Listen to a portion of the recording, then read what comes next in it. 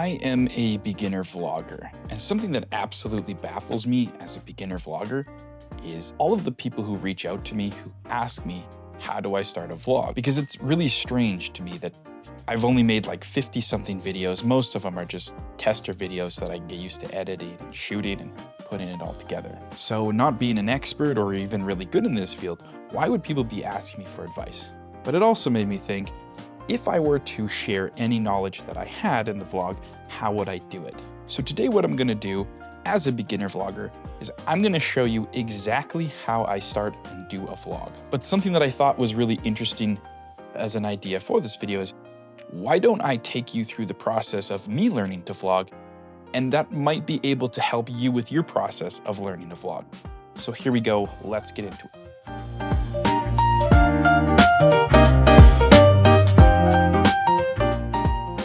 Now, for the purpose of this blog, I'm not going to go into things like gear and editing software and what I use and that stuff. I might drop some little tips along the way, but I really just want to focus on the process of starting. Because for me, the thing that got in the way the most was overthinking, the fear, what gear do I need? What audio do I need? How do I edit software? I don't have any of these skills. Who am I going to hire? So I just want to focus on the beginner process of doing it. So the first thing that I'm going to do is research. I'm going to watch a bunch of YouTube videos. I'm going to Google how to start a vlog. I'm going to see what everyone says. I'm going to take that information, compile it, and then I'm going to create my vlog. Let's go.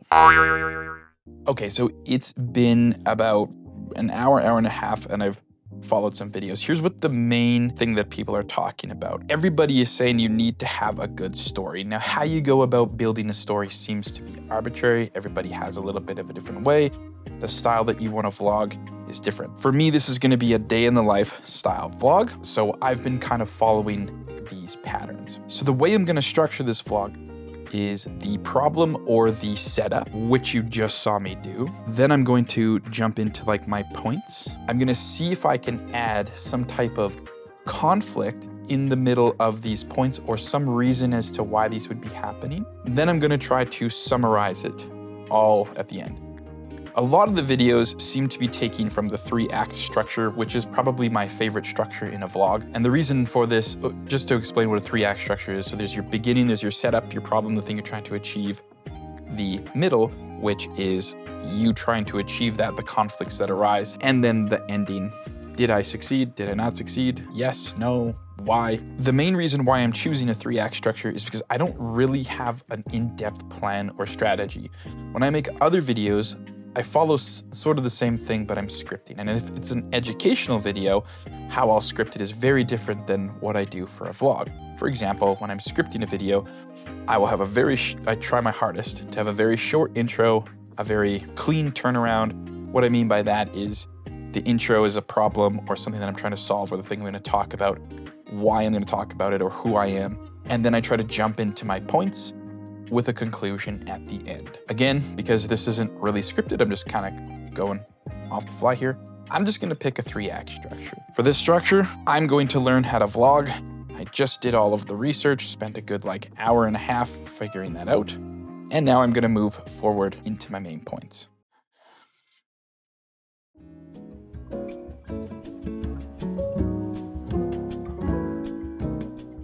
Okay, so later today, I'm going to go and hang out with my family. I think we're gonna do a little dinner, do a little movie. Should be fun. But first, I need to do some shopping. And I'm gonna try to get a couple things off my list. I need to get some bigger pots. My plants, they are doing very well. I'm a very good plant owner, apparently, but they're thriving, and I need to take them out of the smaller plants and put them into bigger ones. So I'm gonna take the camera out.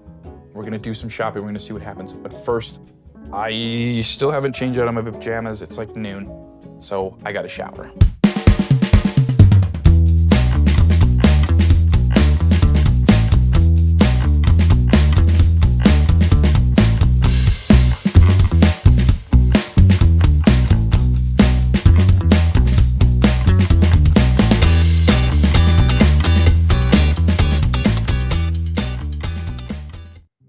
So something else a lot of the vloggers that I was watching talked about was scripting. And I already laid out that in these videos, I'm not going to write a script. I'm just going to go about my day with a 3-act structure and how I'm going to do that. But I did want to bring it up because they did talk about it. And something that I didn't mention before that I'm going to mention now, even though this isn't scripted, I have primarily a mental wellness or personal wellness channel. I spent 4 years really, working as a peer support worker, where I would use my own lived and living experience in the realm of mental wellness to connect with and support others. So what I'm gonna try to do isn't really a scripting thing, but it is something I'm gonna pay attention to. Every time I share a tip, I'm going to try to weasel in a metaphor of mental wellness. If you didn't come here for that, I'm really sorry. If you don't mind, maybe you'll learn a little bit of the process and we can explore the mental wellness field together. Now, as far as scripting goes, at a high level, there seems to be multiple different beliefs around multiple different things. Number one is you can write exactly what you're gonna say and how you're gonna say it. I often do this when I do educational videos. And what I do is I will write the script.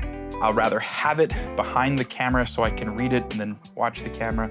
And I'll just about follow it word for word.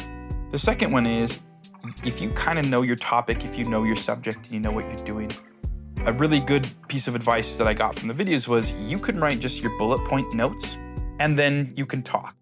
What I find when I do this is, number one, I speak more naturally. When I'm saying the words, it feels more of my flow, it feels more of my personality, which I feel is very important, especially when I'm watching videos. That's kind of what I'm interested in, because all this information is out there already. Who is the person I'm learning it from?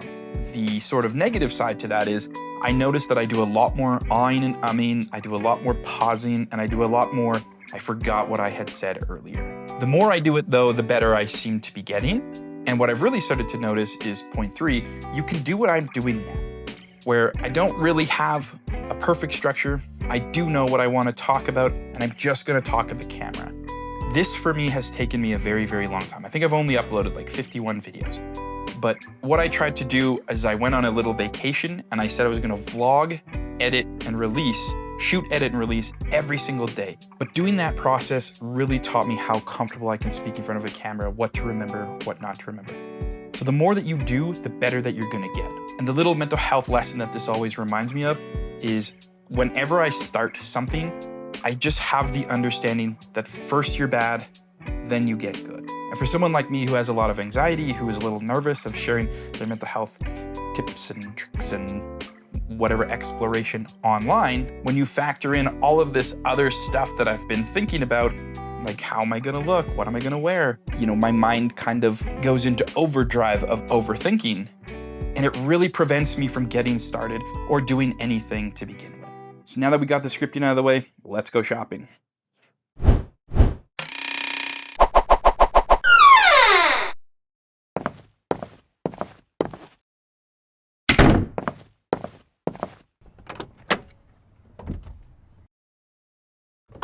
So something else that I learned a lot from watching the videos is they talk about the gear.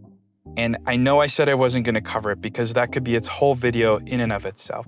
But the best piece of advice that I kind of gathered that all of them were saying were use what you have to the best of your ability. So if all you have is an iPhone and maybe like those earpods or something, that's good enough to get started. Now, when I was making my first ever YouTube videos, a quick lesson that I learned was, as I was filming, I noticed that I was doing it all from an iPhone when I started. I thought, wow, this is really easy, and actually the quality is way better than I thought. But the first thing I noticed was that the audio wasn't there. So being a former musician and doing some voice acting work, I had a really nice microphone, I set it all up, I put it into the computer, and right away my audio and my video, at least for being a beginner, in my opinion, got really good. But the next problem I ran into is that uploading the stuff from my phone to my computer took forever. And that's when I really got into like looking at cameras and what I could use. Now I use a DJI Osmo 3. And why I love this is as a lesson in life or mental wellness is I think something that really prevented me from getting started is the insecurity that I don't have enough or I'm not good enough, or if I just had this thing, then I could get started.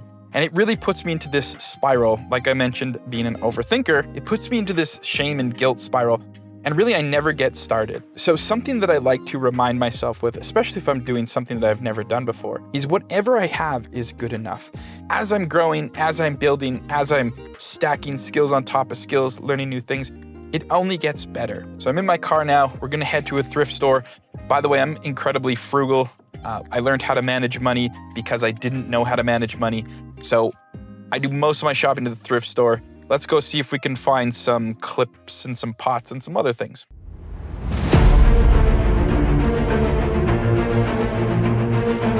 Classic thrift store. You can always find things that you love but aren't the right size. Find things that are the right size that you don't love. I don't know, I'm struggling here, Not a classic flower pot, but I think I can make something of this heavy. Let's go.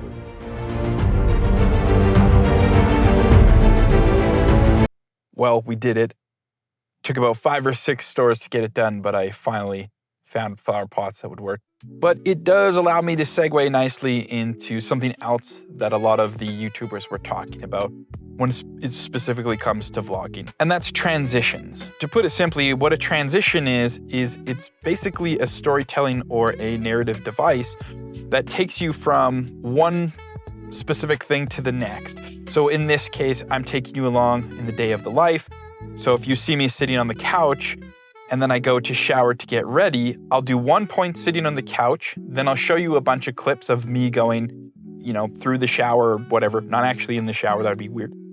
Coming out, getting ready, and then I'll say my second point.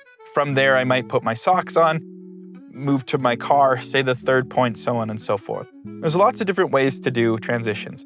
So quick clips between scene to scene, which you've seen many times in this video. There's also things like B-roll. So when I talk about B-roll, what I'm talking about is you'll see video clips rolling, and it's not me necessarily speaking into the camera, but you can still hear my voice and I'm still narrating. You can use music. So in the scene before, I was using really intense, really dramatic music to show conflict, to show that I was struggling finding these flower pots. And now I'm using happier music to show that that conflict is over. And of course, you can use what's called a hard cut. And an example of a hard cut is basically taking you from one scene to the next with no transition. Now, much like everything else in this video that I found is which transitions are right for you? How do you know which transition to do with all the different options? And there isn't really an answer to that. But if I were to give an answer, the best one I could give is it all depends on what story you're trying to tell and what message you're trying to convey. Because if you know why you're making a decision, you're gonna have an easier time making that decision. You're gonna spend less time overthinking, you're gonna have more of a vision, and you can stay focused. Now, why I think this is so important in the mental health realm is because I remember when I was not doing so well, and I was trying to discover something that a lot of people will call their purpose. See, at the time I felt like I didn't have a purpose and I was kind of lost, and that feeling of being lost made me feel lonely, and it made me feel shame and guilty for being lonely. It kind of really damaged my self-worth. And what I thought finding your purpose meant is that one day something will just come along, bop you in the head, and next thing you know, that's what I'm meant to do. That's what I'm supposed to, that's why I'm put on this earth, and that's what I will do. To this day, that's never, ever happened to me. So instead, how I view my purpose is, so instead of looking at what I'm going to do, I'm going to look at how and why I do anything. Why this helps me so much is because now when I'm doing anything like shooting this video, potting this plant, when conflict arises, when things get tough, I can look back at my values and determine how I'm going to approach the situation. So instead of having a purpose that's predetermined for myself, I can give everything purpose. I can look at the things that I want to spend more time at when I have more time and spend more time on them. I can look at the things that are draining me of my energy or I don't want to spend my time at and build boundaries around them.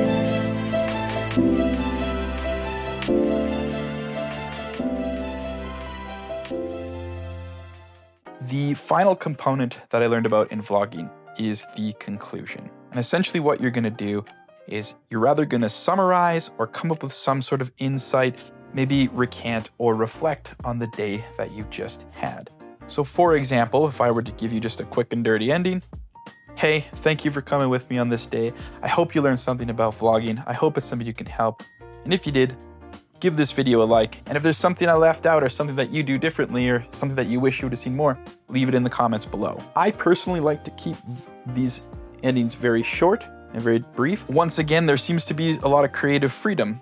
Some people are saying that your ending is more important, and it's more important to close the video than get people to the next step. One of my favorite videos that I watched was Casey Neistat. He explained that he never closes his videos, he just cold stops and cuts right to credit. But honestly and truthfully, I hope any of these experiences that I had in vlogging helps you vlog better. And while there are lots of tips and tricks and different things that you can do on how to vlog, the real question is, why should you vlog? Again, this is individual to each individual person, but I just want to share why I vlog. I am a huge journaler, and something that I've learned about journaling is the power of reflection. I always say I have 2 regrets in my life. One is, even at my kindest moments, I wish I was kinder, and 2, I wish I documented more. Something that I find amazing about my life is I've had an incredible life.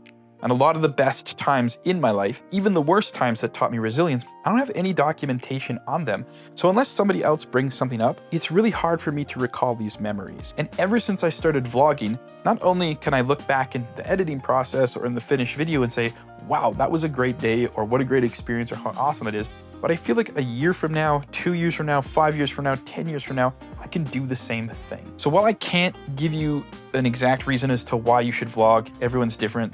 Maybe you want to be a famous vlogger. Maybe you just want to get better at using equipment. If you're looking for a reason, just know that there is power in reflection. And if that resonates for you, awesome. With that, let me conclude this video by saying, if you like this video and you'd like to see more, click one of the 2 boxes that you see up in the screen. We'll see you over there. Until next time, I'm Jeff Turner. Remember to take care of yourself, however it looks to you.